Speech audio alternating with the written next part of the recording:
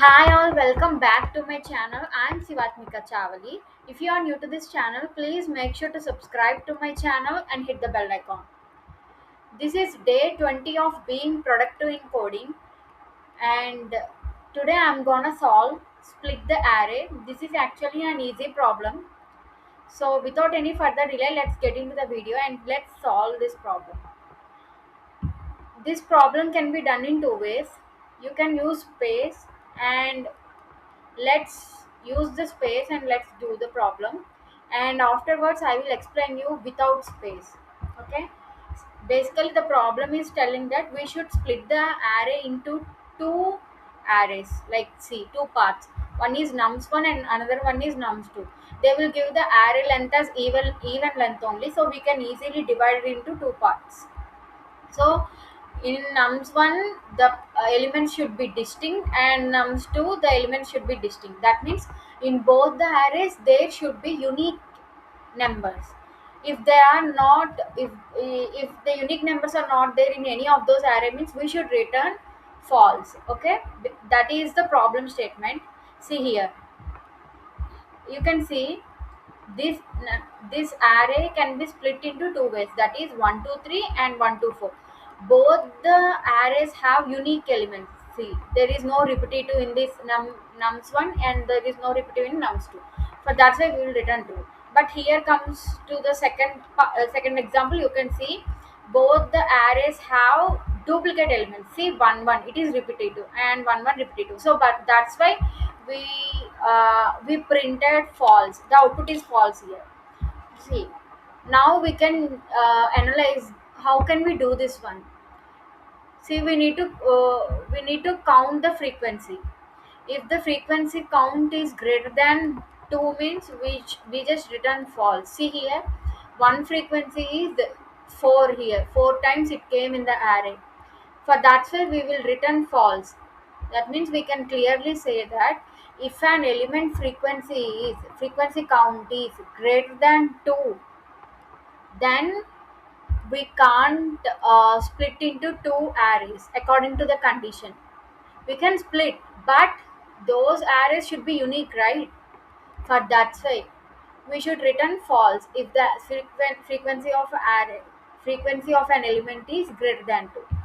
We can use hash set for this, hash map, to store the elements in key value pairs. hm equal to new hash map. This is 0. Okay, now let's go through the loop.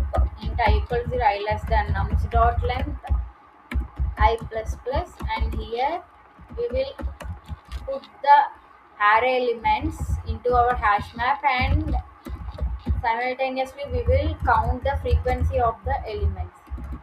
Default nums of 0, nums of I comma 0, count the frequency, and again we will loop into the array nums dot length, and we will check if my element, if the element that is present in the hash map count is greater than 2, means immediately return false. If not, return true. Let's see the code. It passed, and let's submit the code.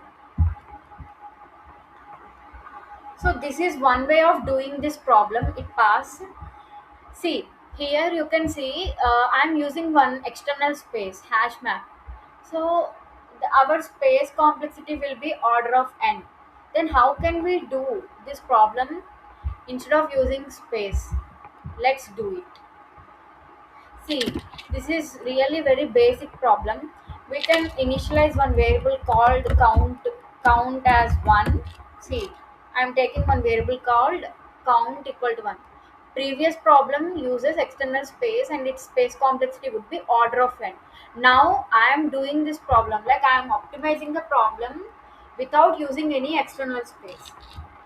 Now I am sorting the array so that our elements will be in sorted position. See, This is sorted array, right? We can check it with the help of while loop. You can use while loop.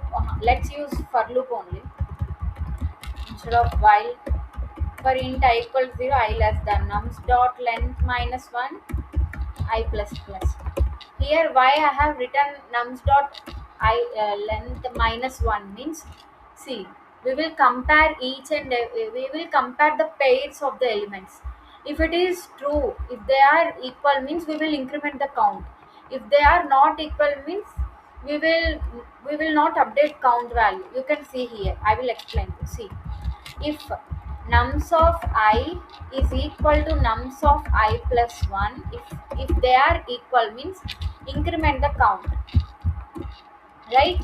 If in case, if suppose, if the count value is greater than 2, if the count itself reaches to 3 or 4, greater than 2 means immediately return false. And if our nums of I not equal to nums of I plus 1 means, then don't do anything, just make it up, count as 1 itself. See here, I will explain you. See, at the first nums of 0, this is the one, right? 1 will be compared to the nums of I plus 1, this one. So 1 is equal to 1, right? Our count will be now, previously count is 1 at first, now count will be 2. Now again, nums will be 1 now, and the nums of I plus 1 will be 2. But they are not equal here. See, as they are not equal, again we will update the count as 1. Again, next one. In the next loop, I will be placing here, I plus 1 will be here. See, 2 is equal to 2. Now count will be, count is 1, right? Now count will be 2. Now again, 2 and 3 will be compared, but these two are not equal. For that's why count will again update it to 1. Again it will check 3 and 4. When it comes to nums dot length minus 1, it will stop for loop. Actually it will not go for nums dot length minus 1. It will go up to here, nums value up to 3. If it go to nums dot length minus 1, that is 4, it will compare with the I plus 1, but here I plus 1 will be null, right? For that's why we will get the array out of bound exception, index out of bound exception. In order to avoid that exception, we will keep the condition as nums dot length minus 1. So this is the problem. Now at last, as it passes all the elements, it didn't go to this statement count greater than 2, it will return true. Let's execute this code. It passed, and let's submit. So for this one, space will be order of n, and time complexity would be order of log n. So that's it for today, guys. Thank you for watching. Please do subscribe to my channel.